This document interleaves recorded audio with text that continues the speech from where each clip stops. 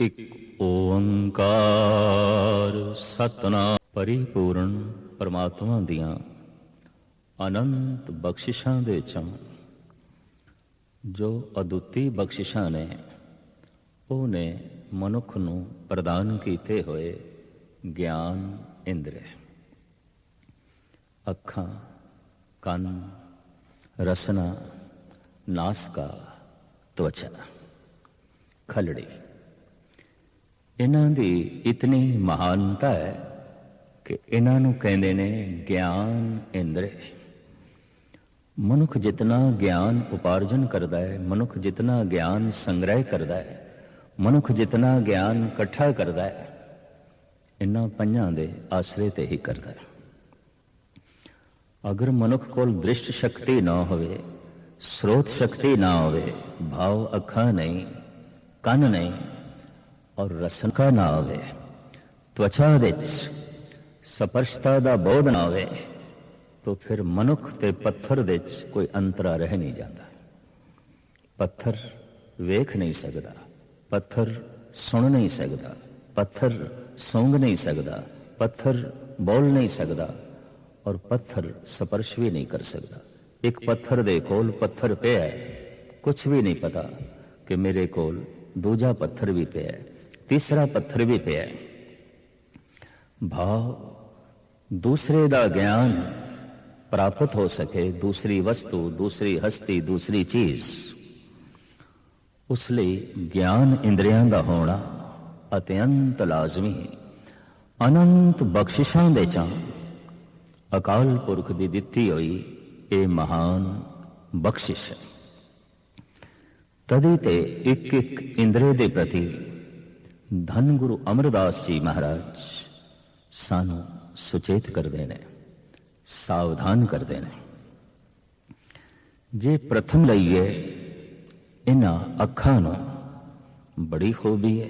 ਜਗਤ ਵਿੱਚ ਕਹਿੰਦੇ ਨੇ ਅੱਖਾਂ ਹਨ ਤੇ ਸੰਸਾਰ ਹੈ, ਅੱਖਾਂ ਗਈਆਂ ਸੰਸਾਰ ਗਿਆ। ਸੰਸਾਰ ਦਾ ਆਕਾਰ, ਰੰਗ, ਰੂਪ ਦਾ ਬੋਧ ਜੋ ਮਨ ਨੂੰ ਮਿਲਦਾ ਹੈ ਅੱਖਾਂ ਦੇ ਰਾਹੀਂ ਮਿਲਦਾ ਹੈ। ਔਰ ਨੇਤਰਹੀਣ ਮਨੁੱਖ ਦਇਆ ਦਾ ਪਾਤਰ ਹੈ, ਉਹਦੇ ਕੋਲ ਆਕਾਰ ਦਾ ਨਹੀਂ। ਅਗਰ ਉਸਦਾ ਪਰਿਵਾਰ ਵੀ ਹੈ, ਮਾਂ ਸਾਹਮਣੇ ਹੈ, ਮਾਂ ਦੇ ਆਕਾਰ ਦਾ ਉਸਨੂੰ ਬੋਧ ਨਹੀਂ ਹੈ। ਪਿਤਾ ਸਾਹਮਣੇ ਬੈਠਾ ਹੈ, ਪਿਤਾ ਦੇ ਰੰਗ ਰੂਪ ਦਾ ਉਸਨੂੰ ਗਿਆਨ ਨਹੀਂ ਹੈ। ਭੈਣ ਵੀ ਸਾਹਮਣੇ ਬੈਠੀ ਹੈ, ਭਰਾ ਵੀ ਸਾਹਮਣੇ ਬੈਠਾ ਹੈ, ਪਰ ਉਸਦੇ ਨੈਣ ਨਕਸ਼ ਕੈਸੇ ਨੇ, ਉਹਦਾ ਆਕਾਰ ਕੈਸਾ ਹੈ, ਕੁਛ ਵੀ ਬੋਧ ਨਹੀਂ। ਪਦਾਰਥਾਂ ਦਾ ਰੰਗ ਰੂਪ ਕੀ ਹੈ, ਕੁਛ ਵੀ ਪਤਾ ਨਹੀਂ।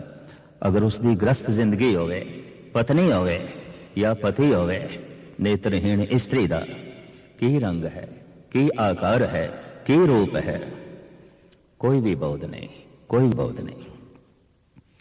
ਆਕਾਰ ਦੀ ਵੀ ਆਪਣੀ ਮਹਾਨਤਾ ਹੈ। 80% ਗਿਆਨ ਬੈਰੂਨੀ ਬਾਹਰ ਦਾ ਮਨੁੱਖ ਨੇਤਰਾਂ ਦੇ ਰਾਹੀਂ ਸੰਗ੍ਰਹਿ ਕਰਦਾ ਹੈ, ਦੇਖ ਦੇਖ ਕੇ ਸੰਗ੍ਰਹਿ ਕਰਦਾ ਹੈ। ਦਰਸ਼ਨ ਦੀ ਆਪਣੀ ਮਹਿਮਾ ਹੈ, ਵੇਖਣ ਦੀ ਆਪਣੀ ਮਹਿਮਾ ਹੈ, ਦ੍ਰਿਸ਼ਟੀ ਦੀ ਆਪਣੀ ਮਹਿਮਾ ਹੈ, ਦ੍ਰਿਸ਼ਟੀ ਦਾ ਆਪਣਾ ਪਸਾਰਾ ਹੈ। ਇੱਕ ਸਾਇੰਟਿਸਟ ਅਗਰ ਉਸਦੀ ਦ੍ਰਿਸ਼ਟੀ ਕੰਮ ਨਹੀਂ ਕਰਦੀ ਤਾਂ ਫਿਰ ਸਾਇੰਟਿਸਟ ਦਾ ਸਾਰਾ ਵਿਕਾਸ, ਇੱਕ ਵਿਗਿਆਨਕ ਦੀ ਸਾਰੀ ਬੁੱਧ ਰੁਕ ਜਾਏਗੀ।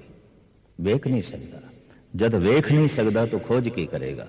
ਜਦ ਵੇਖ ਨਹੀਂ ਸਕਦਾ ਪਦਾਰਥ ਨੂੰ, ਕਿਸੇ ਵਸਤੂ ਨੂੰ, ਕਿਸੇ ਹਸਤੀ ਨੂੰ, ਤਾਂ ਉਸਦੇ ਬਾਰੇ ਉਹ ਬੋਧ ਕੀ ਦੇ ਸਕਦਾ? ਉਸਦੇ ਬਾਰੇ ਉਹ ਜਾਣਕਾਰੀ ਕੀ ਹਾਸਲ ਕਰ ਸਕਦਾ ਹੈ? ਔਰ ਉਸਦੇ ਬਾਰੇ ਵਾਸਤਵਿਕ ਉਹ ਕੀ ਗਿਆਨ ਹਾਸਲ ਕਰੇਗਾ? ਅੱਖਾਂ ਦੀ ਆਪਣੀ ਮਹਿਮਾ ਹੈ, ਪਰ ਅੱਖਾਂ ਦੀ ਇੱਕ ਆਪਣੀ ਕਮਜ਼ੋਰੀ ਹੈ। ਅੱਖਾਂ ਸਾਰੇ ਸੰਸਾਰ ਨੂੰ ਦੇਖ ਸਕਦੀਆਂ, ਸੂਰਜ, ਚੰਦ, ਤਾਰਿਆਂ ਨੂੰ ਦੇਖ ਸਕਦੀਆਂ ਨੇ। ਅੱਖਾਂ ਉੱਚੀਆਂ ਉੱਚੀਆਂ ਇਮਾਰਤਾਂ ਨੂੰ ਦੇਖ ਸਕਦੀਆਂ ਨੇ, ਪਹਾੜਾਂ ਨੂੰ ਦੇਖ ਸਕਦੀਆਂ ਨੇ, ਸੂਖਸ਼ਮ ਤੋਂ ਸੂਖਸ਼ਮ ਚੀਜ਼ਾਂ ਨੂੰ ਦੇਖ ਸਕਦੀਆਂ ਨੇ, ਅਸਥੂਲ ਤੋਂ ਅਸਥੂਲ ਚੀਜ਼ ਨੂੰ ਦੇਖ ਸਕਦੀਆਂ ਨੇ।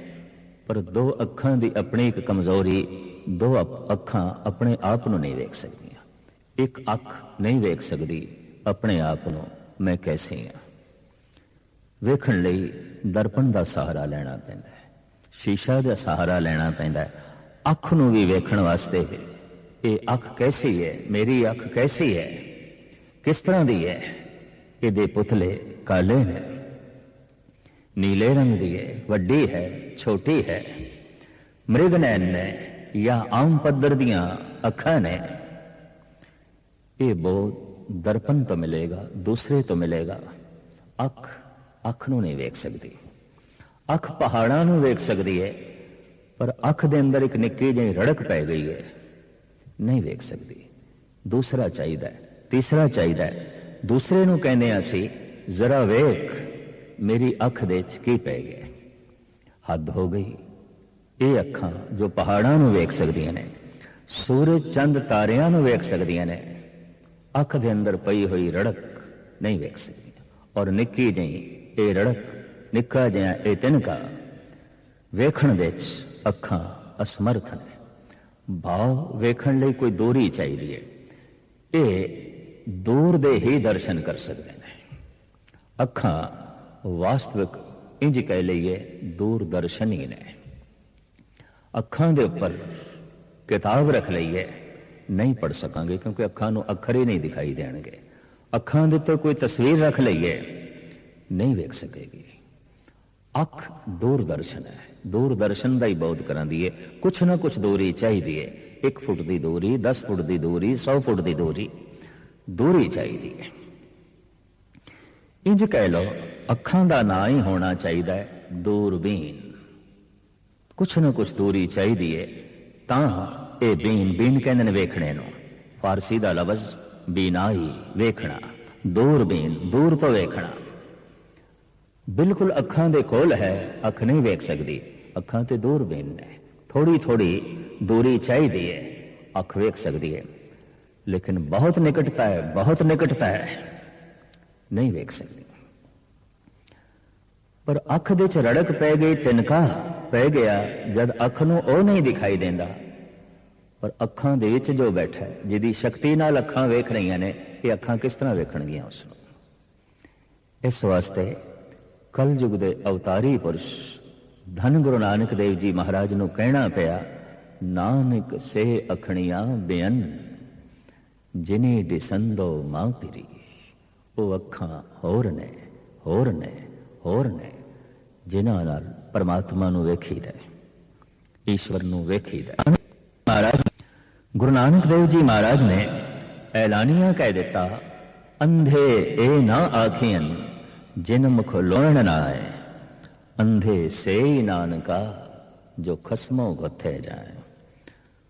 बिल्कुल उन्होंने अंधा ना आखो जिन्होंने पदार्थ नहीं दिखाई देंदे, दूर दियां चीज़ां नहीं दिखाई देंदियां, वस्तुआं नहीं दिखाई देंदियां, मनुख नहीं दिखाई देंदे, संसार नहीं दिखाई देंदा। उसनों अंधा आखो जो निकट तो निकट निरंकार है, रोम रोम दे च रमिया होया, जिसनों ओ नहीं दिखाई देंदा, वो अंधा है, वो अंधा है। इंज कह लो एक दूर दे तल दा अंधा है, एक निकट दे तल दा अंधा है।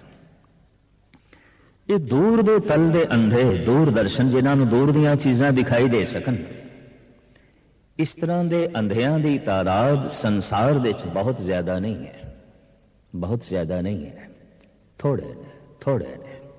सारी दुनिया दे अंधियां दी गिनती करिए ते दुनिया की कुल आबादी का ये 1% हिस्सा भी नहीं बनते। बहुत थोड़े ने, बहुत थोड़े ने, बहुत थोड़े ने जिन्होंने दूर दे दर्शन नहीं आते,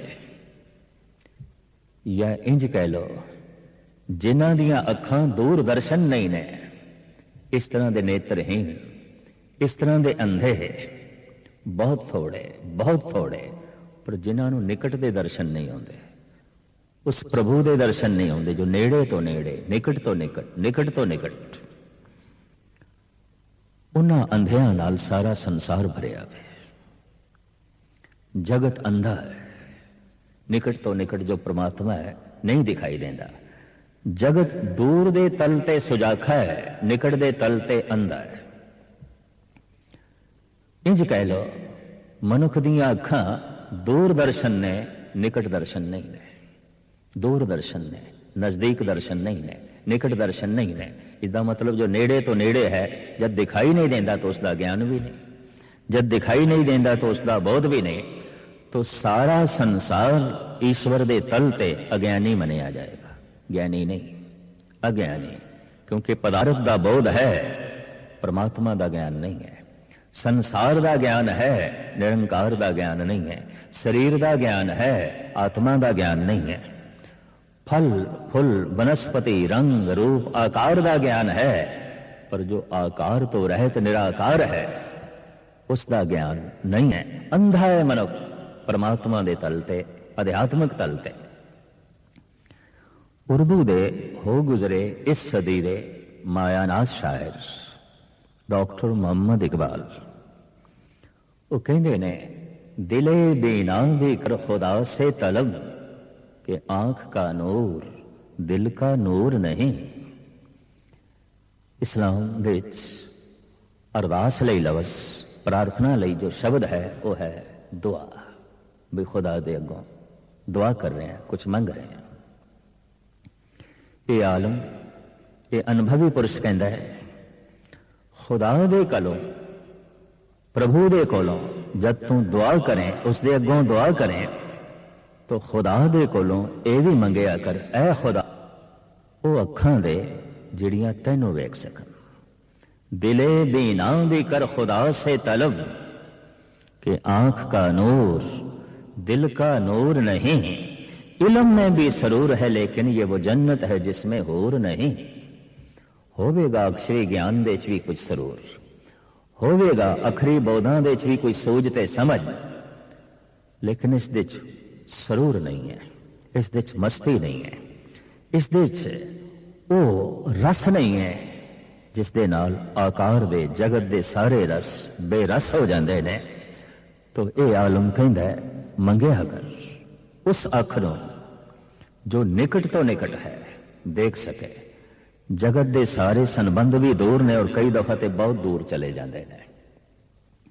मां का संबंध, पिता का संबंध, भरावां का संबंध, भैणां का संबंध, पत्नी का संबंध, पति का और बच्चे अक्सर हर वक्त नाल नहीं होंदे, दूर हो जाते हैं।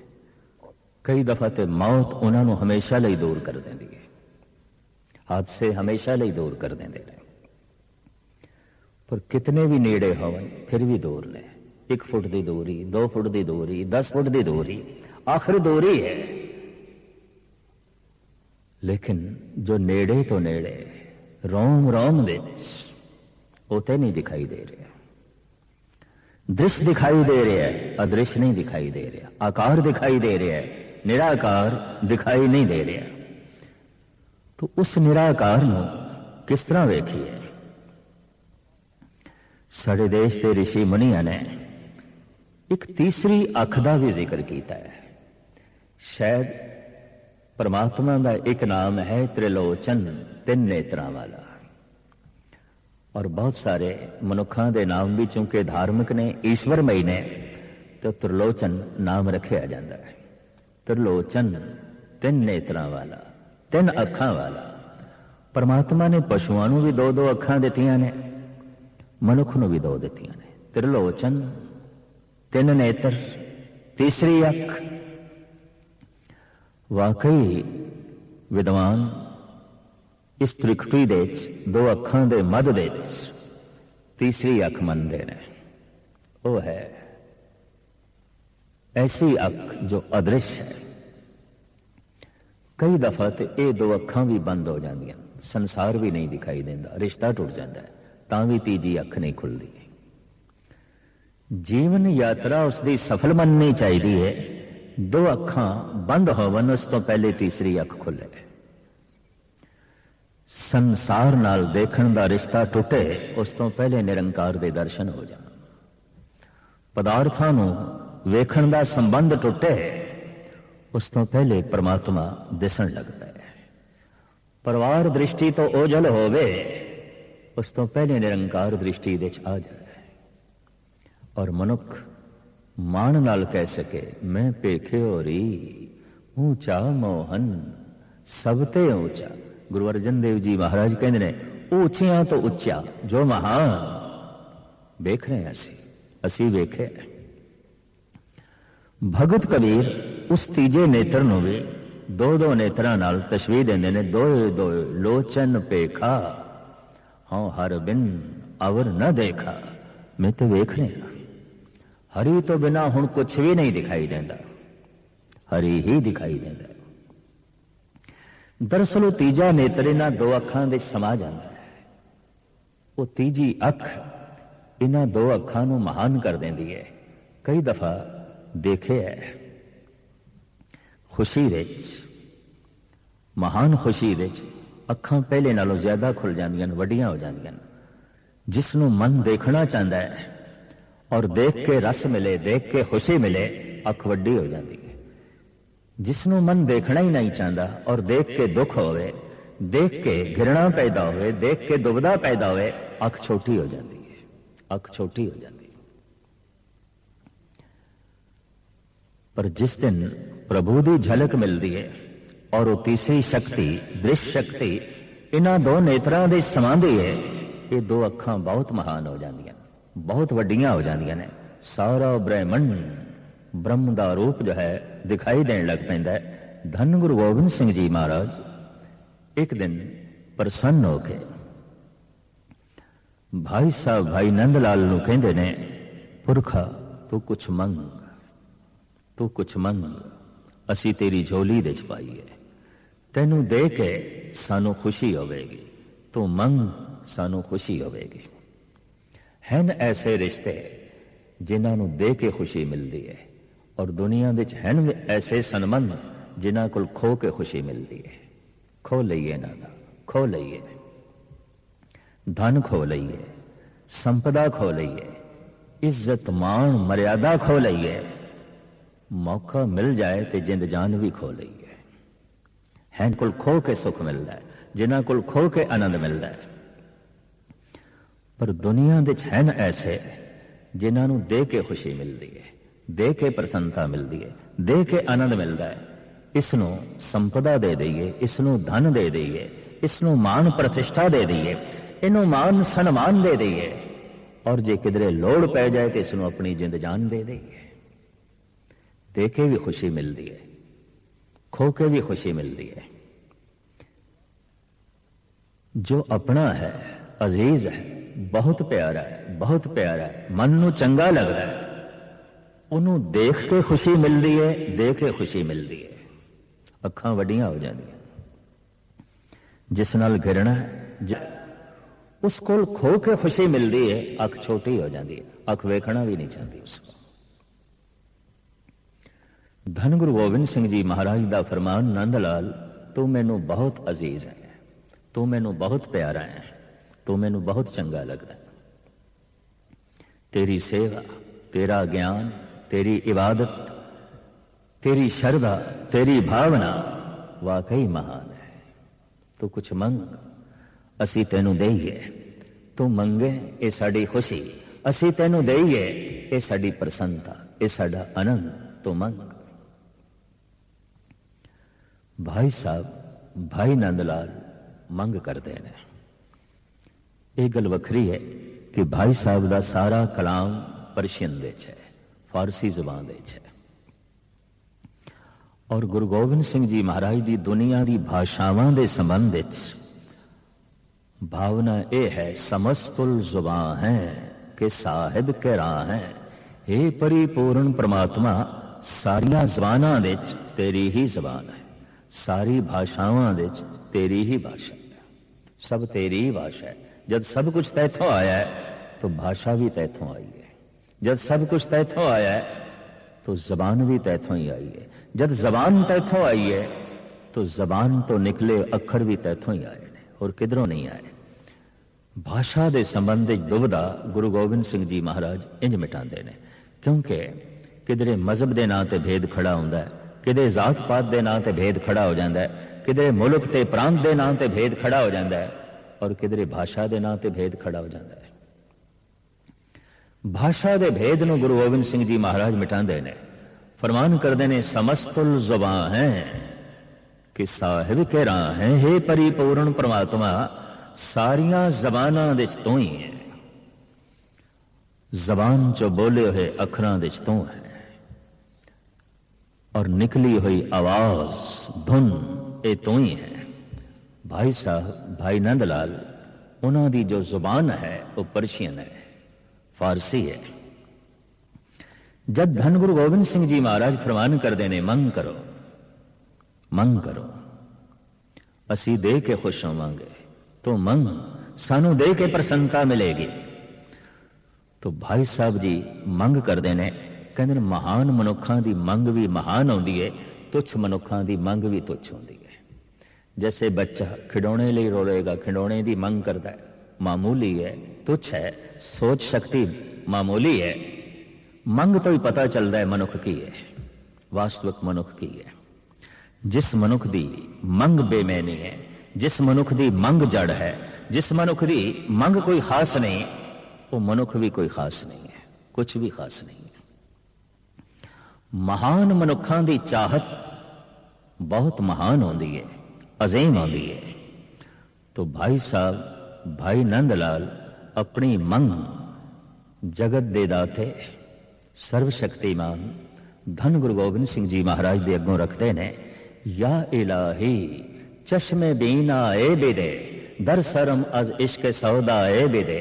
ऐ मेरे इलाही, ऐ मेरे गुरु, जे देना है तां ओ अख दे जिहड़ी तैनू वेख सके, जिहड़ी तैनू वेख सके। बंद अखा ने मनुख सुता पिया, जगाण वास्ते आवाज चाहिए होती है, आवाज खड़ाक। इसी तरीके नाल परमात्मा का जो नाम है, परमात्मा का जो शब्द है, रसना अगर उसनू अलापे ते कन उसनू सुनन, तो एक दिन मन विच चाहत पैदा हो जाती है।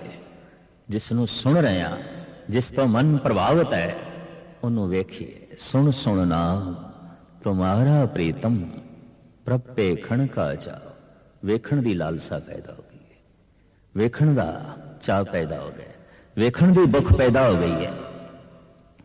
जैसे जैसे जप करदियां अंदर दियां शक्तियां जागदियां ने, और एक दिन वाकई अखां पूरियां खुल जांदियां ने, और जैसे खुलदियां ने फिर संसार नहीं दिखाई देंदा, निरंकार। फिर पदार्थ नहीं दिखाई देंदे, परमात्मा। फिर परिवार नहीं दिखाई देंदा, फिर निरंकार दिखाई देंदा है। मां दे विच प्रभु की झलक मिलती है, पिता दे विच प्रभु की झलक मिलती है। जैसे कि धन गुरु अर्जन देव जी महाराज फरमान कर रहे हैं, मात पिता सुत बंदप भाई, नानक होवा पार ब्रह्म सहाई। ए परिपूर्ण परमात्मा, हुण ते मां दे रूप विच भी तू दिखाई देना। मैं छोटा सी, मासूम सी, कमजोर सी, तू मां दे रूप विच मेरा सहारा बनया। पर जद मैं बुढ़ा बन गया, कमजोर हो गया, लागर हो गया, तो पुत्र दे रूप विच मेरा सहारा बनया। किधरे पत्नी दे रूप विच मेरा सहारा बनया, तू पति दे रूप विच मेरा सहारा बनया। तू पुत्रां दे रूप विच मेरा सहारा बनया, तू भरावां दे रूप विच मेरा सहारा बनया। परिवार विच निरंकार दिखाई दे रहा है, पदार्थां विच निरंकार दिखाई दे रहा है। सारा ब्रह्मंड ब्रह्म का जो है रूप दिखाई दे रहा है। धन गुरु अमरदास जी महाराज फरमान करते हैं, ए नेत्रो मेरे हो हर तुम में जोत धरी, हर बिन अवर न देखो कोई, नदरी हर निहालिया। अखां नूं उपदेश कर रहे ने धन गुरु अमरदास जी महाराज बिरद बाबा। हे अखियो, प्रभु तो बिना और कुछ ना देखना। धन गुरु नानक देव जी महाराज तो इत्थे तक कहते हैं, अखी प्रेम कसाइया, हर हर नाम पिखन, जे कर दूजा वेख दे, जन नानक कढ़ दे चन। अखां विच इतना प्रेम, हर पासे हरी हरी हरी, पर जे कर दूजा वेख दे। गुरु नानक देव जी महाराज फरमान करते हैं, ए अखियो, ते होर नूं देखिया, थानू कुछ होर कढ़ दे चन, कढ़ देना चाहिए ना, की लोड़ है इन्हां दी। अखां उस दिन महान हो जांदियां ने जद जर्रे जर्रे च प्रभु दिखाई देने लग पे। अखां उस दिन महान हो जांदियां ने जद शरीर दे रोम रोम विच परमात्मा दिखाई देने लग पैंदा है। इसे नूं कहंदे ने अध्यात्मक दृष्टि। ਇਸੇ ਨੂੰ ਕਹਿੰਦੇ ਨੇ ਗੁਰਮਤਿ ਦਰਸ਼ਨ, ਇਸੇ ਨੂੰ ਕਹਿੰਦੇ ਨੇ ਗੁਰੂ ਦੀ ਅੱਖ ਪ੍ਰਾਪਤ ਹੋ ਗਈ, ਪ੍ਰਭੂ ਦੀ ਅੱਖ ਜੋ ਹੈ ਪ੍ਰਾਪਤ ਹੋ ਗਈ। ਐਸੀ ਅੱਖਾਂ ਵਿੱਚ ਪਵਿੱਤਰਤਾ ਹੋਵੇਗੀ, ਐਸੀ ਅੱਖਾਂ ਵਿੱਚ ਮਾਸੂਮੀਅਤ ਹੋਵੇਗੀ, ਔਰ ਐਸੀ ਅੱਖਾਂ ਵਿੱਚ ਅੰਮ੍ਰਿਤ ਹੋਵੇਗਾ। ਤਦੀ ਤੇ ਕਹਿੰਦੇ ਨੇ ਅੰਮ੍ਰਿਤਮਈ ਦ੍ਰਿਸ਼ਟੀ ਵਿੱਚ ਅੰਮ੍ਰਿਤ ਆ ਗਿਆ। ਇਹ ਹੁਣ ਜਿੱਥੇ ਤੱਕ ਵੇਖਦਾ ਹੈ, ਇਹਦੇ ਵੇਖਣ ਦੇ ਨਾਲ ਵੀ ਅੰਮ੍ਰਿਤ ਦੀ ਵਰਸ਼ਾ ਹੁੰਦੀ ਹੈ।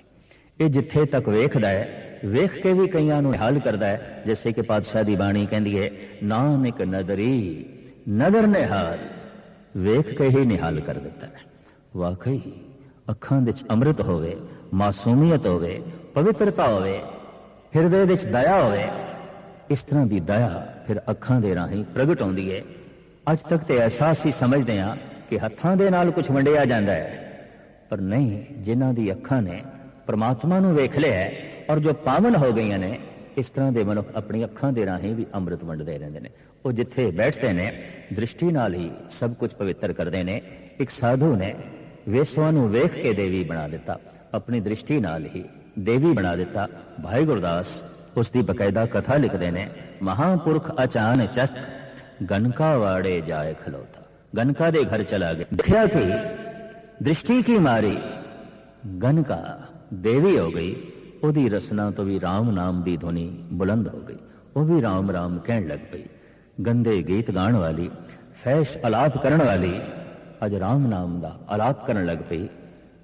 ਨੇਤਰ ਉਸ ਦਿਨ ਮਹਾਨ ਸਮਝ ਲੈਣੇ ਜਦ ਅੱਖਾਂ ਅੰਮ੍ਰਿਤ ਵੰਡਣ ਲੱਗ ਪੈਣ। ਔਰ ਅੱਖਾਂ ਉਸ ਦਿਨ ਅੰਮ੍ਰਿਤ ਵੰਡਦੀਆਂ ਨੇ ਜਿਸ ਦਿਨ ਪੂਰੀਆਂ ਖੁੱਲ ਜਾਣ, ਔਰ ਪੂਰੀਆਂ ਉਸ ਦਿਨ ਖੁੱਲਦੀਆਂ ਨੇ ਜਿਸ ਦਿਨ ਪੂਰਾ ਮਿਲ ਜਾਂਦਾ ਹੈ। ਪੂਰਨ ਪਰਿਪੂਰਨ ਪਰਮਾਤਮਾ ਪ੍ਰਾਪਤ ਜੈਸੇ ਹੁੰਦਾ ਹੈ, ਅੱਖਾਂ ਪੂਰੀਆਂ ਖੁੱਲ ਜਾਂਦੀਆਂ ਨੇ। ਇਸੇ ਨੂੰ ਧੰਨ ਗੁਰੂ ਨਾਨਕ ਦੇਵ ਜੀ ਮਹਾਰਾਜ ਕਹਿੰਦੇ ਨੇ, ਮਹਾਨ ਅੱਖ ਦੀ ਪ੍ਰਾਪਤੀ ਹੋ ਗਈ ਹੈ। ਔਰ ਇਸੇ ਨੂੰ ਆਖਿਆ ਹੈ ਅਦ੍ਰਿਸ਼ ਅੱਖ, ਅੱਖੀ ਬਾਝੋਂ ਵੇਖਣਾ ਬਿਨ ਕੰਨਾ ਸੁਣਨਾ। ਇਹੀ ਹੈ ਅੱਖਾਂ ਤੋਂ ਬਿਨਾਂ ਵੇਖਣਾ, ਭਾਵ ਅਨੁਭਵ ਦੀ ਅੱਖ, ਅੰਮ੍ਰਿਤਮਈ ਦ੍ਰਿਸ਼ਟੀ, ਪਰਮਾਤਮਾ ਦੀ ਦ੍ਰਿਸ਼ਟੀ। ਐਸੇ ਮਨੁੱਖ ਦੀਆਂ ਅੱਖਾਂ ਨਹੀਂ ਨੇ, ਪਰਮਾਤਮਾ ਦੀਆਂ ਅੱਖਾਂ ਨੇ, ਗੁਰੂ ਦੀਆਂ ਅੱਖਾਂ ਨੇ। ਅੱਖਾਂ ਉਸ ਦਿਨ ਮਹਾਨ ਜਦ ਇਹ ਅੱਖਾਂ ਹੀ ਪ੍ਰਭੂ ਦੀ ਅੱਖਾਂ ਬਣ ਜਾਣ, ਇਹ ਅੱਖਾਂ ਹੀ ਪਰਮਾਤਮਾ ਦੀ ਅੱਖਾਂ ਬਣ ਜਾਣ, ਇਹ ਅੱਖਾਂ ਹੀ ਗੁਰੂ ਦੀ ਅੱਖਾਂ ਬਣ ਜਾਣ। ਇਸੇ ਨੂੰ ਕਹਿੰਦੇ ਨੇ ਅਧਿਆਤਮਿਕ ਦ੍ਰਿਸ਼ਟੀ। ਅੱਖਾਂ ਆਪਣੀ ਮੰਜ਼ਿਲ ਤੱਕ ਪਹੁੰਚ ਗਈਆਂ ਕਿਉਂਕਿ ਅੱਖਾਂ